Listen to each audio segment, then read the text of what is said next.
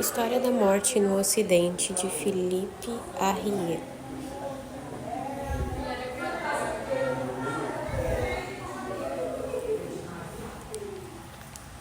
História da Morte no Ocidente, de Philippe Arrier. Apresentação. Um romance de vida. Abordar o tema tabu da morte é um esforço que demanda uma atitude de compreensão íntima e de observação externa. Portanto, no percurso do tempo emocional e espaço geográfico, o historiador Philippe Arrier produziu uma obra que reúne elementos fundamentais de psicologia e sociologia, o íntimo e o extimo. O prefácio, que leva o título de História de um livro que não tem fim, carrega em si mesmo o desafio da contradição. O assunto fim da vida é celebrado na perenidade da escrita. A história da morte no Ocidente é para o leigo e para o cientista do comportamento. Recorda as palavras de nosso escritor Guimarães Rosa em Grande Sertão Veredas. Abre aspas, comigo as coisas não têm hoje e nem anteontem, nem amanhã. É sempre. Fecha aspas. Este leve relacionamento entre a visão do historiador, os conteúdos da escrita e seu objeto de pesquisa, o engajamento pessoal,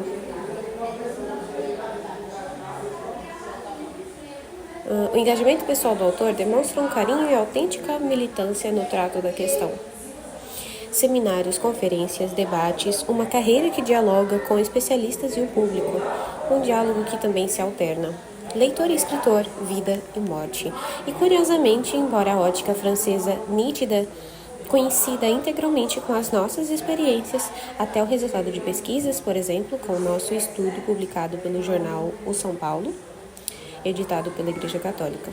Philippe Arrier produz uma nítida divisão que facilita o entendimento dos dados obtidos. Na primeira parte, a subjetividade, sob o título As atitudes diante da morte. Na segunda parte, a objetividade, itinerários, de 1966 a 1975. As divisões da leitura permitem que os itens se desenvolvam de forma quase didática, mas no estilo que guarda o toque poético. Primeira parte, a morte domada, o indivíduo diante da morte num processo que se pretende intercambiar, uma lida que implica providências para morrer, com descrições extensas, um conceito sintetiza, despoja-se de suas armas, o descanso do guerreiro.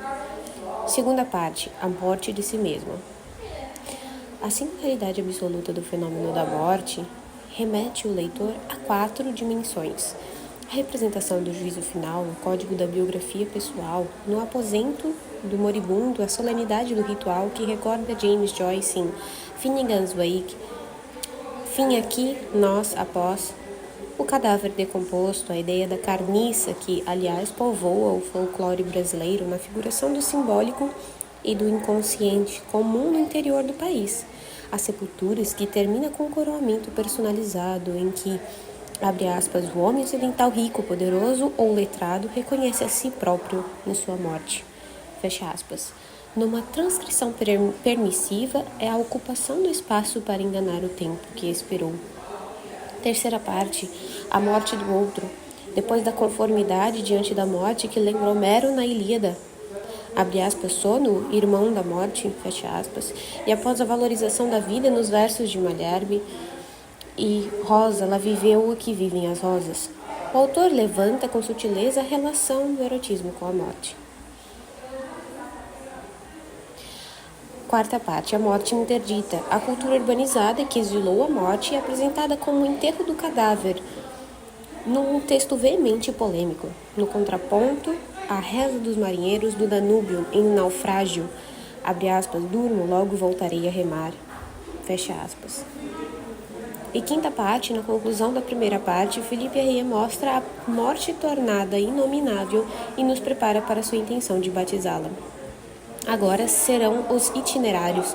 Esse caminho deve ser palmilhado pelo leitor numa viagem pessoal. Fique entregue a seu destino na companhia inspirada de Philippe Arrier, suas descobertas, encantos e desencantos. A sinalização é fato, exemplos, documentos, testemunhas, mas o raciocínio é opção literária. O que posso ressaltar é a importância revolucionária deste livro no mais profundo eu psíquico do pensamento contemporâneo. Reintroduzir a morte nas nossas vidas é desmascarar a mentira da mitificação e mistificação. Humanizar na dor e na serenidade esta realidade irrecusável é um gesto de generosidade do historiador que nos estimula a enfrentar temores, frustrações e medos, na fórmula da esperança. O livro termina onde começa a saga de nossas aflições. Denuncia que hoje o papel da pessoa é do moribundo que finge que não vai morrer. Certos filmes recentes mostram que para o grande público, além dos meios acadêmicos, e mais do que preguiça consoladora, existe a honestidade intelectual que esta obra reflete. A morte, enquanto metáfora da vida, o mistério visitado, a aventura iniciática e científica de Felipe Rie pode ser equacionada com o haikai escrito pelo poeta japonês Basho, quando verificou a chegada do fim, abre aspas, em 6 de setembro, parti rumo ao santuário de Ise. Embora a fadiga da longa jornada ainda me acompanhasse, estava ansioso por conhecer aquele luminoso templo. No barco, novamente ao alegre sabor das cristalinas correntezas, escrevi, como as alvas do marisco que se separam em maio, adeus amigos, sigo através. Fecha aspas. Um adeus do Oriente para nós ocidentais. De Jacob Goldberg. A memória de meu irmão George. A nossos mortos relegados ao esquecimento. Prefácio. História de um livro que não tem fim. Parece sem dúvida insólito publicar as conclusões de um livro antes do próprio livro. Ao que me condenam, entretanto, as armadilhas de uma vida dupla em que o historiador deve pactuar com outras obrigações. As 4 conferências na Johns Hopkins University, admiravelmente traduzidas por Patricia Hanum, eram destinadas ao público americano, quando foram publicadas em inglês em 1974. Eu acreditava ter atingido o objetivo e chegado ao fim da obra, há muito preparada, sobre as atitudes diante da morte, cuja redação já estava bem avançada e o plano geral terminado. Ledo engano, era fazer castelos no ar, esquecendo as coerções de uma carreira que subitamente tornou-se mais absorvente. É preciso convir que esta obra ainda não chegou ao ponto final. Entretanto, o assunto que eu abordara há 15 anos, em meio à indiferença geral, agita a partir de então a opinião pública, invade livros e periódicos, programas de rádio ou de televisão. Assim, não resisti à tentação de participar do debate sem esperar mais. Por isso, apresento ao público as teses que logo defenderei com mais argumentos, mas que não serão modificadas. A origem desta pequena obra é fortuita. Oreste Hanum, professor da Johns Hopkins University, muito conhecido nos estudiosos franceses especializados no século XVII,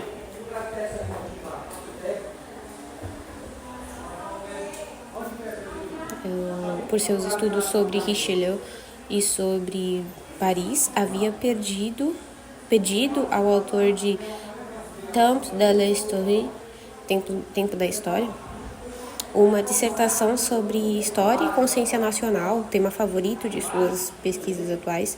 Respondi-lhe propondo, em vez disso, o único assunto de que poderia tratar, tal a intensidade com que me estava absorvendo.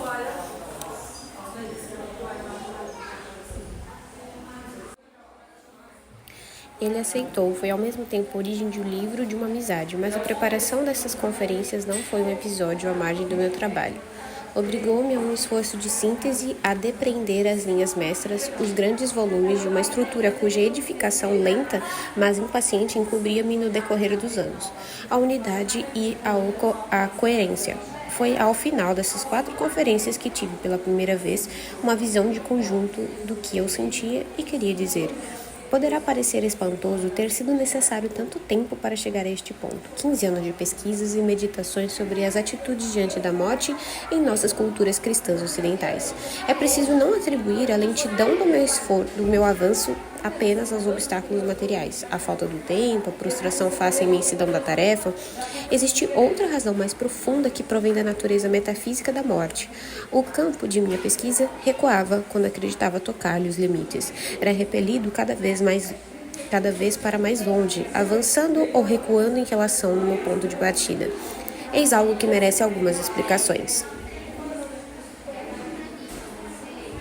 Meu primeiro projeto era modesto e restrito, vinha de um longo estudo sobre o sentimento de família, onde me dei conta de que este sentimento, que diziam muito antigo e mesmo ameaçado pela modernidade, era na realidade recente e ligado a uma etapa decisiva da mesma. Perguntei-me, então, se não seria conveniente generalizar, se não tínhamos mantido ainda no século XIX e no começo do século XX o hábito de atribuir origens longínquas a fenômenos coletivos e mentais na realidade muito novos, o que equivaleria a reconhecer nessa época de progresso científico a capacidade de criar mitos. Tive então a ideia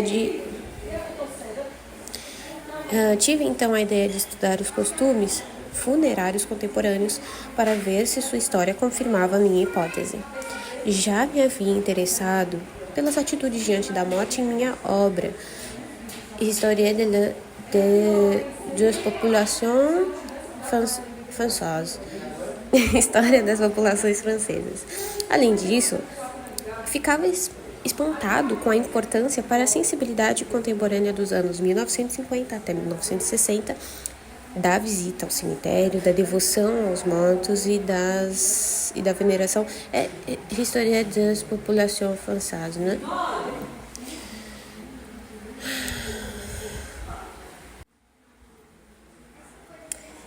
Da visita ao cemitério, da devoção aos mortos e da veneração aos túmulos, impressionava-me a cada mês de novembro com as correntes migratórias. Correntes migratórias que levavam aos cemitérios, tanto na cidade como no campo, multidões de peregrinos. Perguntei-me de onde vinha essa devoção. Viria das profundezas das eras? Seria a sequência ininterrupta das religiões funerárias da antiguidade pagã? Qualquer coisa no estilo sugeria-me que essa continuidade não era exata e que valeria apenas certificar-me deste fato. Este foi o ponto de partida de uma aventura de cujos riscos não suspeitava. Não imaginava até onde poderia conduzir-me. Assim, colocado o problema, orientei minhas pesquisas para a história dos grandes cemitérios urbanos.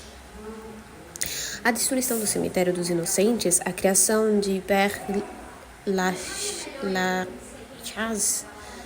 as controvérsias sobre o deslocamento dos cemitérios no século XVIII, etc., para compreender o sentido dessas controvérsias e dos sentimentos que exprimiam. Era preciso situá-las em uma série. Dispunha de um terminus adequam.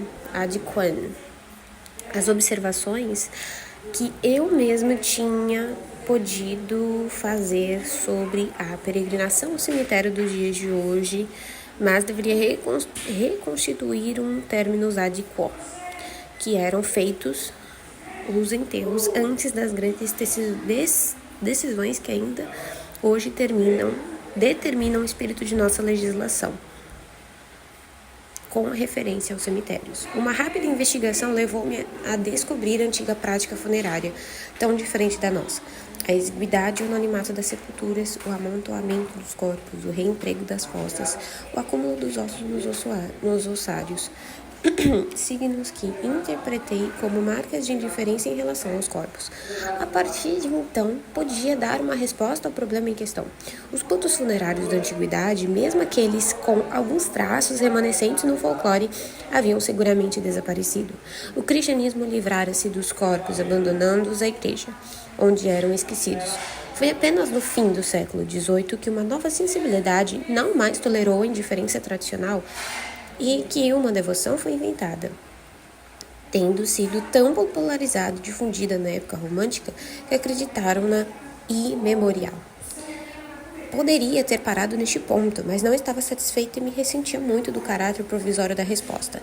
Havia demonstrado a originalidade do culto romântico dos mortos, mas minha opinião sobre a indiferença medieval e moderna em relação às sepulturas, fundada nos documentos do fim do século XVIII e do período revolucionário, parecia-me um pouco superficial e simplista, e achei que era preciso examiná-la mais de perto. Imprudente curiosidade. Os testemunhos são a melhor fonte para abordar a antiga atitude diante da sepultura. Trabalhamos, minha mulher e eu, durante quase 3 anos no Minutier Central, realizando pesquisas em um período de 20 anos, do século XVI ao século XIX, em alguns estudos notoriais parisienses.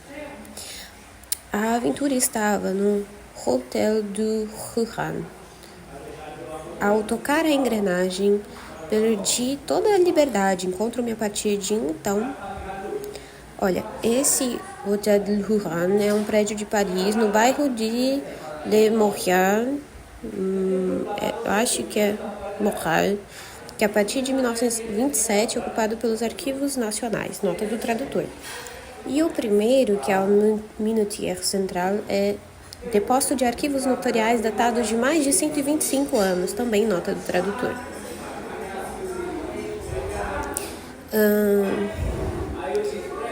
Encontro-me a partir de então arrastado pelo curso de uma pesquisa que se amplia sem cessar. Gostaria de ter limitado meu esforço às escolhas de sepulturas nos testamentos, mas como resistir a esses testemunhos apaixonantes, tão diversos, sob sua enganosa aparência de imobilidade, como bem observou Vauvel? A proximidade de cláusulas devotas levou meu interesse por contágio pelos serviços religiosos, pelas instituições de missas, pelos cortejos fúnebres, pelas relações com a família, com o clero e com a fabrique. Constatei também a grande ruptura dos anos 1740, tão bem explorada por Vauvel em sua obra Piedade Barroca. Mas os testamentos deixaram-me insaciado. Colocavam mais problemas do que resolviam, remetiam-me progressivamente a outras fontes literárias, arqueológicas e litúrgicas, e cada vez mais me afundava em séries documentais novas, apaixonantes, que abandonava quando tinha a sensação de que se repetiam e não me traziam mais nada. Citarei o exemplo dos túmulos. Tentara de início a tentar-me alguns livros como o de Panofsky, que é um conselho constituído de clérigos e leigos para administrar os bens de uma paróquia, nota do tradutor, mas os testamentos deixaram-me insaciado. Não, peraí, voltei muito, me confundi com as notas aqui, mas os túmulos são tão irresistíveis quanto os testamentos. O acaso de minhas viagens levava-me a igrejas da Itália, Holanda, Alemanha e Inglaterra, católicas e protestantes. Todas as igrejas da cristandade latina, exceto talvez as da França iconoclasta, são museus vivos da biografia pessoal, da descrição e do retrato. Cada totalidade remetia-me a uma outra. Meu primeiro objeto de pesquisa havia perdido seu poder de motivação, encoberto por outros problemas mais essenciais que me levavam ao fundo do ser. Adivinhava relações entre a atitude diante da morte, no que apresenta de mais geral e de mais comum, e as variações da consciência de si e do outro, o sentido da destinação individual ou do grande destino coletivo. Assim, retrocedia no curso da história, feliz em esbarrar nesses processos, neste retrocesso com uma fronteira de cultura. O enterro ad sanctus, fronteira de um outro mundo, havia prolongado o período além dos limites permitidos pela tradição histórica mais liberal. Ora, enquanto viajava através da história medieval e moderna, eis que uma grande mudança se operava ao meu redor, mudança que viria a descobrir subitamente por volta de 1965, guiado pelo livro de Geoffrey Gorer, no início de minhas pesquisas com o culto dos cemitérios. Geoffrey Gorer é conselheiro constituído de clérigos e leigos para administrar... Não, peraí. Deixa eu ver quem que é ele aqui. Ah, não tem nota não. Ok, me confundi aqui com as notas de novo, para variar. o culto dos cemitérios e a peregrinação aos túmulos. Pensava a partir de um fato contemporâneo, mas o fato que acreditava contemporâneo era, ao menos parcialmente, recalcado no passado por outras formas totalmente diferentes de sensibilidade. A morte invertida. Os interditos da morte, nascidos nos Estados Unidos e no noroeste da Europa no século XX, penetravam então na França. Uma dimensão imprevista se acrescentava. Desta vez para adiante, é uma pesquisa já demensuradamente desenvolvida no passado. Aliás, último giro da roda louca da história. Nem bem o interdito se impunha a nossas sociedades industriais e já era, por sua vez, violado. Não mais por mera transgressão obscena, mas pelo discurso sério e reconhecido dos especialistas em antropologia, médicos, etnólogos, psicólogos e sociólogos. A morte torna-se hoje tão loquaz que, de minha parte, apresso-me a sair da semi-clandestinidade de uma aventura solitária e juntar minha voz ao coro numeroso dos tanatólogos. Um longo período de mais de um milênio há razões para que tal campo de estudo inquiete a legítima prudência dos bons historiadores. Nos Estados Unidos, Robert Darnton foi mobilizado pela questão em um artigo na New York Review of Books, em que opunha meu amigo e cúmplice Lovell como um ensaísta um tanto superficial, um cientista experiente em métodos quantitativos.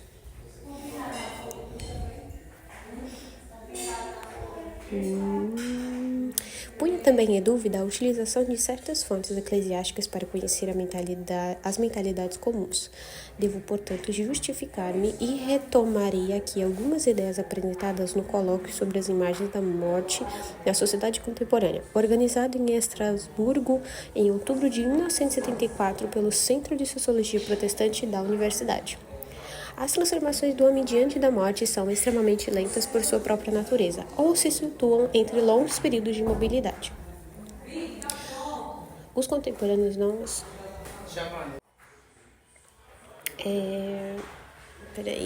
Ou se situam entre longos períodos de imobilidade. Os contemporâneos não as percebem porque o tempo que as separa ultrapassa de várias gerações e excede a capacidade da memória coletiva.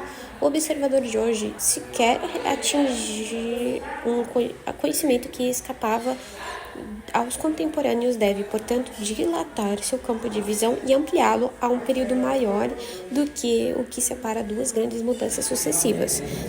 Em se atendo a uma cronologia muito curta, mesmo se esta já parece longa aos olhos do método histórico clássico, arrisca-se a atribuir caracteres originais da época e fenômenos que são, na realidade, muito mais antigos. Por esta razão, o historiador da morte não deve temer abarcar séculos até o limite do milênio. Os erros que não podem deixar de cometer são menos graves que os anacronismos de compreensão, aos quais se expõe uma cronologia demasiado curta. Consideremos, pois, um período milenar determinado, como detectar hoje, no interior deste período, as mudanças que intervieram e que, devemos repetir, passaram despercebidas pelos contemporâneos? Existem pelo menos dois modos de abordagem, que não são contraditórios, mas, do contrário, complementares. O primeiro é o da análise quantitativa de séries documentais homogêneas. O modelo foi dado por Wavell com seus estudos de testamentos meridionais e dos retábulos das almas do purgatório. Imaginemos o que poderia resultar de tal método estatístico aplicado às formas e à localização dos túmulos, aos estilos das inscrições funerárias e aos ex-votos.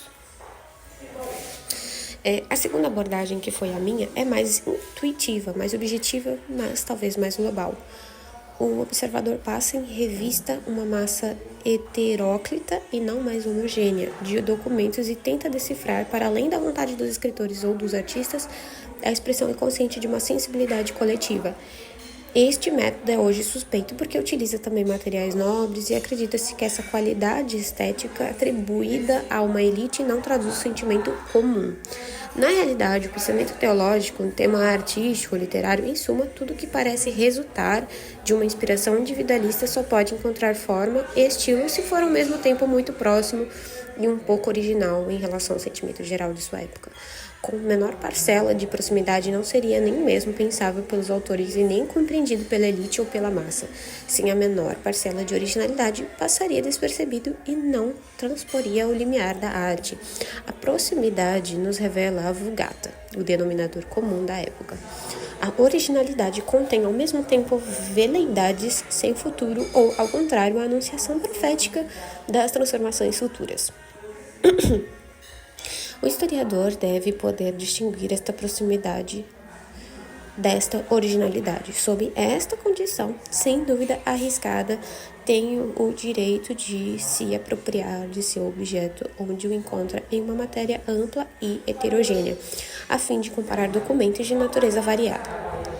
Essa dialética de proximidade e da originalidade torna muito delicada a análise dos documentos de origem clerical, que constituem uma fonte importante das atitudes diante da morte.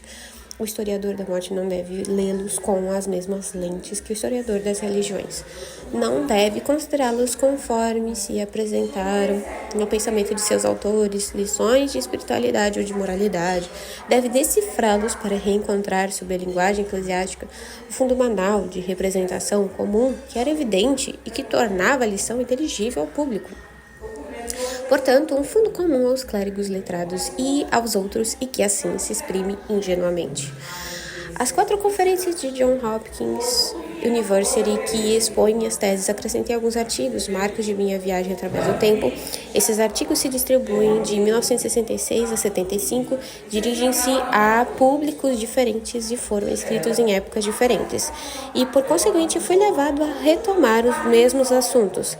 Tive que evocar particularmente em várias ocasiões. O tema que apareceu nesta obra como um leitmotiv, o tema da morte domada, fundo imemorial de onde se desprendem as mudanças sucessivas, apesar de suas repetições e de sua heterogeneidade, creio que estes artigos podem ilustrar certas conclusões, por demais genérica ou por demais abruptas da pequena obra americana.